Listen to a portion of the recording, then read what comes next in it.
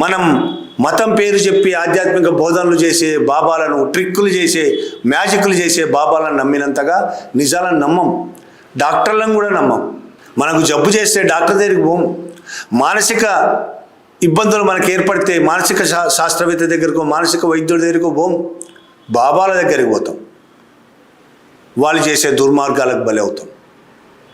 మనకు సైన్స్ కంటే ఎక్కువగా ఆధ్యాత్మికమే ముఖ్యం. సైన్స్ కంటే ఎక్కువగా ఆధ్యాత్మికం పేరుతో, మతం పేరుతో చేస్తున్న మోసాలంటేనే మనకు చాలా హాయిగా ఉంటుంది. మోసపోవడానికి పదే పదే పదే మోసపోవడానికి సిద్ధమవుతూ ఉంటారు, మోసపోతూనే ఉంటారు. అటువంటి వ్యవస్థ మనల్ని అట్లా తయారు చేసింది, మన బుర్రలను అట్లా నింపేసింది. ఇప్పుడు వాట్సాప్ యూనివర్సిటీ, ఇప్పటి పిల్లలు, ఇప్పుడు చదువుకుంటున్న పిల్లలు కూడా వాట్సాప్ యూనివర్సిటీ బారిన పడి ఇట్లనే తయారవుతున్నారు. నిజమేంటో అబద్ధమేంటో తెలుసుకోలేని పరిస్థితుల్లో. చదువుకుంటే 4 పుస్తకాలు చదివితే నాలెడ్జ్ వస్తుందేమో. రకరకాల పుస్తకాలు చదవాలి, కానీ పుస్తకాలు చదవడం కనీసం గూగుల్ సెర్చ్, ఇప్పుడు గూగులే కదా అన్నిటికీ.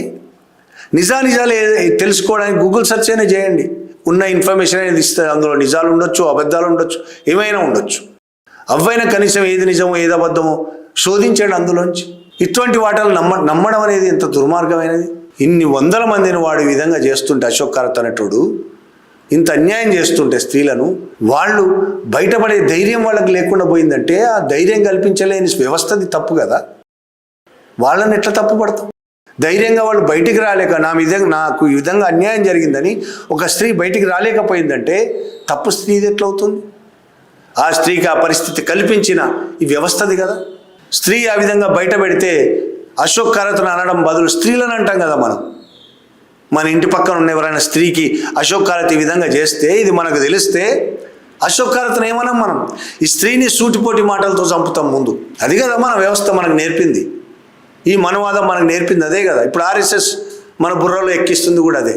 స్త్రీని కాదు, పురుషుడిని అనాలి. తప్పు పురుషుడు చేసినా దానికి స్త్రీ బలైనా సరే దోషి మన దృష్టితో స్త్రీనే.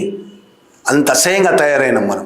అశోక్ కరత్ లాంటి వాళ్ళని, డేరా బాబా లాంటి వాళ్ళు, ఇంకా చాలా బాబాలని నమ్మడం మానేస్తే తప్ప మన దేశం బాగుపడడానికి ఒక అడుగు వేసినట్టు కాదు.